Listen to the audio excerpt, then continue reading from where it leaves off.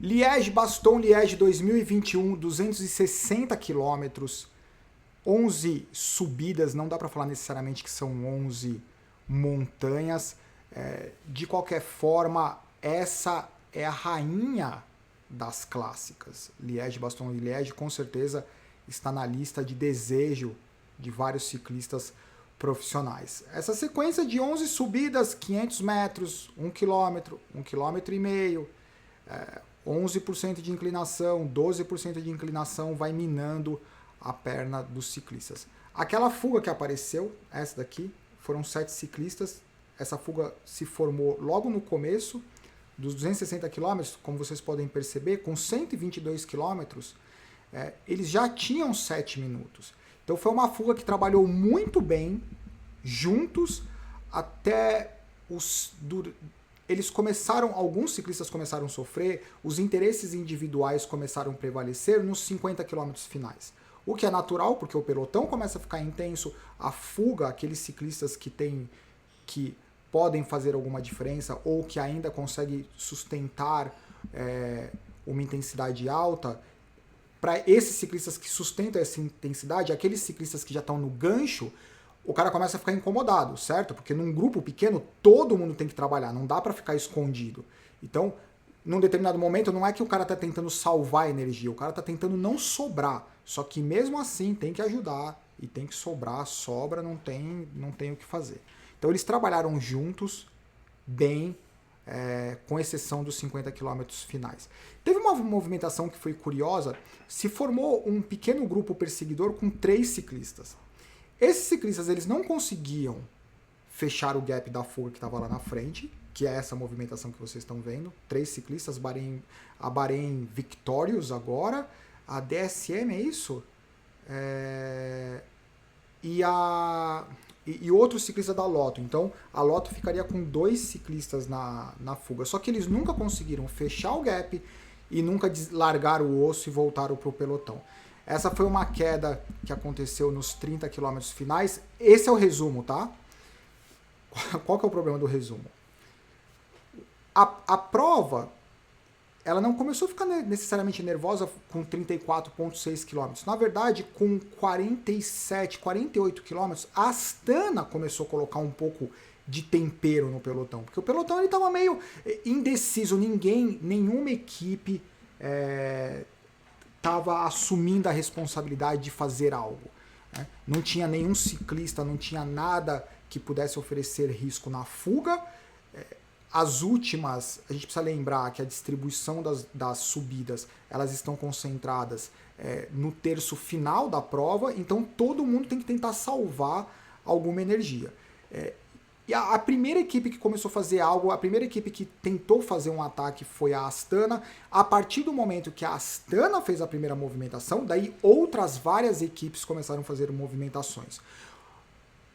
A equipe que realmente começou a explodir o pelotão, que começaram a sobrar ciclistas, que fez com que a fuga começasse a perder ciclistas também, porque os caras começaram a acelerar, daí começou a prevalecer o desejo individual de fazer alguma coisa, foi a Ineos Grenadier.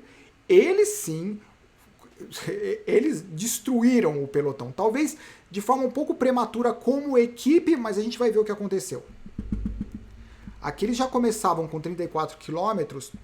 Esse foi o Goggenhard, que ele fez um ataque monstro. Então assim, a equipe atacou com 30 e poucos quilômetros. Daí isso causou uma quebra, a quebra foi neutralizada. Daí ele fez um outro ataque. Esse foi os caras da fuga começando a sobrar. Daí, de novo, a Ineos foi para frente com 23 km após o ataque do Goggenhard. Então, a Ineos colocou intensidade no negócio. Esse foi o grupo, uma movimentação que vários, ou pelo menos o defensor do título, que é o Primož Roglič, ficou nessa movimentação. Ficou com outros como o Schachmann, outros atletas. E foi bem interessante o jogo de estratégia da UAE, equipe do Pogacar, que é o atual campeão do Tour de France, o que eles fizeram para dar uma segurada no Primož Roglič. Foi bem interessante isso. Essa foi a quebra, se vocês perceberem. esse foi o ataque do Carapaz. Ataque monstro. Faltando 21 quilômetros. Lembrando que faltando 21 quilômetros, ainda faltaria uma subida que é a mais longa, a mais difícil. Pausa, vocês sabem o que aconteceu. Eu vou fazer um vídeo à parte, não será nesse vídeo, porque o Carapaz ele foi desclassificado. Certo? Tá vendo ali, ó? Foi desclassificado pela posição, que a gente vai falar depois, se isso é um super tuck ou não é um super tuck. É uma posição meio enjoada em outros aspectos, mas enfim, aí vai dar pano para manga para saber se isso é uma posição super tuck ou não, mas de qualquer forma vamos ver o que aconteceu durante a prova com esse ataque do Carapaz. Era difícil saber se isso poderia surtir algum efeito até chegar nessa subida, que é a última subida, né? Que era a mais longa, a mais difícil, a 11%, Carapaz neutralizado. Quem que neutralizou o Carapaz? A UAE.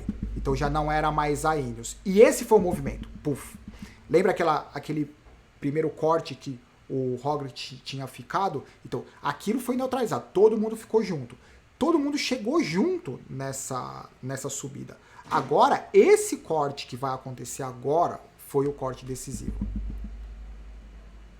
Michael Woods, David Gaudu, Pogacar, Julian Alaphilippe e... Calma aí que eu preciso mostrar um negócio. E Vovô Valverde. Teve alguém que colocou num comentário de algum vídeo achando que eu tô fazendo de forma pejorativa do Vovô Valverde. O cara até colocou lá, pô, tem que respeitar a história do cara, não sei o quê. Pô, faz 3 anos que eu tô falando do cara, que é um absurdo, daí só agora que a mídia começou a falar do Vovô Valverde, é que os caras não enxergam, eles ficam tão obcecados com alguns ciclistas que eles esquecem que o Vovô Valverde faz 10 anos que o cara tá top 10, entendeu? Só que até um ano atrás, o que a mídia fazia era, eles metiam o pau no Valverde porque o Valverde não ganhava, né? Em vez de reconhecer a constância do cara. O ciclismo mudou, a estratégia mudou, os moleques estão mais agressivos, as equipes estão mais agressivas, e mesmo assim ele tá lá. Tem que lembrar que do esporte, hoje em dia, não é só aprender com o que aconteceu no passado, entendeu? Você tem que usar meio como referência alguns aspectos, mas tem muita coisa que não serve, porque o ciclismo mudou, a agressividade, a preparação, o descanso, o calendário. Não dá para ficar olhando muito pro passado, não. Então tem que reconhecer esses caras que já passaram por várias épocas diferentes do esporte e os caras continuam lá fazendo o que eles fazem, que é ficar... Bom, Vovô Valverde já ganhou 4 vezes, certo? Se ele ganhar essa daqui, ou se ele ganhasse, ele igualaria o recorde do Ed Merckx com 5 vitórias. Quando aquele grupo fez o ataque? Posso voltar? Desculpa. Já que é bate-papo mesmo? Pronto. Esse foi o ataque, certo? Tá aí, ó, o Michael Woods, David Gaudu. Lembra que eu tenho falado nos vídeos? Fica de olho no David Gaudu. Lembra que eu falei, vou ficar de olho no David Gaudu. David Gaudu vai ganhar o Tour de France? Não, mas ele vai dar trabalho.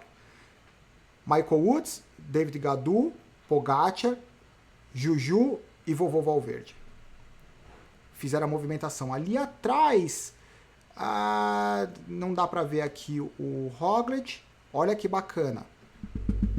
Olha como as coisas, o que a gente vê. Olha lá, o Roglic. Quem que tá atrás do Roglic? São 2, não um, 2 atletas da UAE, que é a equipe do Pogacar. O que o Roglic faz? Dá um cotovelinho, a hora que ele olha pra trás e fala assim, me ferrei. Tem 2 caras da UAE. Os caras não vão fazer nada. Eles vão ficar na minha roda. Eu tenho que decidir se eu faço força para fechar ou se eu simplesmente fico aqui. O cara não vai dar chilique, entendeu? O cara não vai ficar olhando para trás e vai ficar chilicando. É o ciclismo, é a estratégia. Porque esses 2 caras, eles são da mesma equipe de um cara que está na fuga. Eles estão ali justamente para se certificar de que eles vão entrar no cérebro do Roglic para com que ele fique irritado com a situação. Ele vai ficar irritado? Não. Alguns ciclistas ficam irritados? Sim. Talvez os mais chiliquentos. Daí olhou para trás, deu o cotovelinho. O Michael Woods, eu fiquei impressionado com o Michael Woods. A gente precisa lembrar que o Michael Woods ele foi contratado para ser gregário do Chris Froome. O Chris Froome deu uma sumida, hein? Isso quer dizer que ele está treinando. Olha lá, o quilômetro final. Foi bem bacana esse quilômetro final. Depois que eles saíram naquela movimentação na última subida, Julian Alaphilippe, no final das contas, o Valverde ele ficou vendido nessa situação de ser o primeiro do trenzinho ali, a não ser que ele fosse tipo, que ele tivesse muito melhor que os outros. Mas ser o primeiro a começar a acelerar e conseguir ser o cara que ganha, cara, o Pogacar, impressionante. Isso foi bacana. Tem algo que eu acho fantástico, eu falo pouco sobre isso, porque, enfim, ser um grande campeão sem o reconhecimento de outros atletas e